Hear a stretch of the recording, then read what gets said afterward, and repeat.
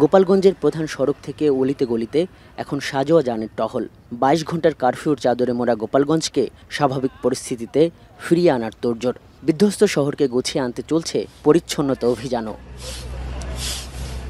বুধবার এনসিপির গোপালগঞ্জ সমাবেশ শেষ করে ফিরতি গাড়িবহরে আওয়ামী লীগ ও ছাত্রলীগের হামলার পর হতাহতের যে সহিংস ঘটনা ঘটেছে তা থেকে আবার স্বাভাবিক জীবনযাত্রায় ফেরানোর প্রশাসনের এসব উদ্যোগ সকাল গড়িয়ে মধ্যাহ্নের সময়টাতে স্পষ্ট হয় এবং এই সময়টাতেই ধ্বংসস্তূপ সরিয়ে সংঘাতের সড়ককে ফেরানো হয় আগের রূপে। কিন্তু ইট পাটকেল, সিমেন্টের স্ল্যাব আর তরুণের বাঁশলাঠি সরার সঙ্গে ব্যাপক টহলের মুখে সড়কে কমে আসে মানুষেরও আনাগোনা। তাই প্রশ্ন আসে, ভয় কমল কতটা? রাস্তাঘাটের পরিস্থিতি খারাপ, লোকজন বেরোয় না, মানুষের ভিতরে আতঙ্ক রয়েছে, ভয় রয়েছে। সাধারণ মানুষ নিরাপত্তা নাই, কিছু না, তা মানুষ কিভাবে বেরোবে? লোকজন তো নাই, বাইরে বেরোয় না। রিক্সা, আমরা তো রিক্সা চালাই, রিক্সারও প্যাসেঞ্জার নাই, মানে ঘর থেকে বাড়িতে বেরোয়। কথা উঠেছে, গোপালগঞ্জ তো এমন নয় যা বাংলাদেশের বাইরের কোনো ভূখণ্ড। তাহলে রাজনৈতিক অধিকার সমাবেশ করতে পারবে না অন্য কেউ, কেন মানা হবে পুরনো সেই রীতি? আবার কেউ বলছে, এনসিপি কেন কর্মসূচির নাম পরিবর্তন করলো গোপালগঞ্জকে কেন্দ্র করে?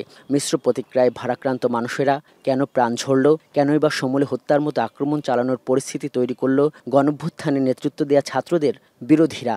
একটা শান্তিপূর্ণ সমাবেশে একটা বিশৃঙ্খল পরিবেশ করে সাধারণ জনদুর্ভোগ এবং যেই সব লোকগুলো যারা গতকাল মারা গেছে, এইসব আশা আমরা কখনোই করি না। আইন শৃঙ্খলা বাহিনীর একটা প্রস্তুতি থাকতো, ভালো প্রস্তুতি থাকতো, এবং যদি তারা একটা ব্যালেন্স করতে পারতো আইন শৃঙ্খলা বাহিনী আগে থেকে প্রস্তুতি নিয়ে, তাহলে প্রাণহানির ঘটনা বা সংঘর্ষের ঘটনা রোধ করে এই এনসিপির যে সমাবেশটি ছিল, এটি সমাবেশটি সফলভাবে করা যেত। এরকম ঘটনা আমরা চাই না। আমরা আগে যেরকম স্বাভাবিক সুস্থ পরিবেশ ছিল এরকম পরিবেশ চাই। কতগুলো মানুষের জীবন চলে গেল, এরকম তো হওয়ার কথা না। মানুষের এই ক্ষোভের উপসংহারে দোষ পড়ছে নিরাপত্তা বাহিনীগুলোর উপরই।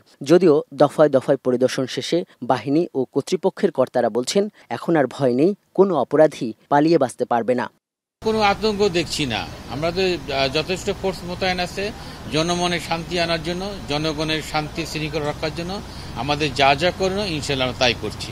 গতকালকে সিচুয়েশন অনুযায়ী তো আজকে আমরা সেভাবে প্রিপেয়ার্ড আছি। যদি কোনো কিছু আসে বা কোনো কিছু আমরা ওরকম টের পাই, তাহলে অবশ্যই আমরা ক্যাপাবল। এবং আপনারা নিজেরাই দেখছেন যে এখানে আমাদের যতটুকু স্ট্রেনথেন করার দরকার আমরা ততটুকুই করেছি।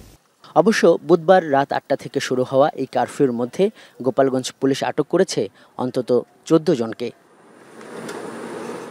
জেলা প্রশাসকের কার্যালয়ে প্রথম দফার ২২ ঘন্টা কারফিউ শেষ হলে বৃহস্পতিবার সন্ধ্যা ৬টা থেকে অনির্দিষ্টকালের কারফিউ ঘোষণা করে গোপালগঞ্জ জেলা প্রশাসন। এ নিয়ে জেলা প্রশাসকের কার্যালয়ে ব্রিফিং করেন ঢাকা বিভাগীয় কমিশনার। জানান, এর মধ্যে সকাল ১১টা থেকে দুপুর ২টা পর্যন্ত শিথিল থাকবে কারফিউয়ের বিধিনিষেধ। পুলিশের ভূমিকা ও ব্যর্থতা, কারফিউ বাড়ানোর কারণসহ নানা প্রশ্নের জবাব দেন উপস্থিত কর্মকর্তারা।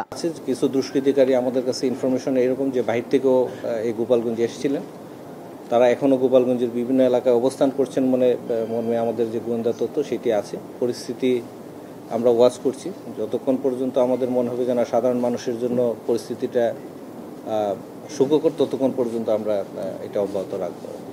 এদিকে কারফিউর মধ্যে গোপালগঞ্জ পুলিশ আটক করেছে অন্তত ২৫ জনকে। এনসিপির সমাবেশকে কেন্দ্র করে ঘটা সহিংসতার ব্যাপারে মামলা দায়েরের প্রস্তুতি চলছে বলেও জানায় পুলিশ। দিনভর যে গুঞ্জনটি ছিল অবশেষে তাই সত্য হলো। গোপালগঞ্জে বাড়ল কারফিউ জারির মেয়াদ। প্রশাসন বলছে, দুষ্কৃতী দমনের অংশ হিসেবে গোয়েন্দা তথ্যের ভিত্তিতে তারা কড়াকড়ি এবং নিয়ন্ত্রণ আরোপের এই পথটি বেছে নিয়েছেন, যা চলবে অনির্দিষ্ট কালের জন্য। আজহার লিমন, এখন গোপালগঞ্জ।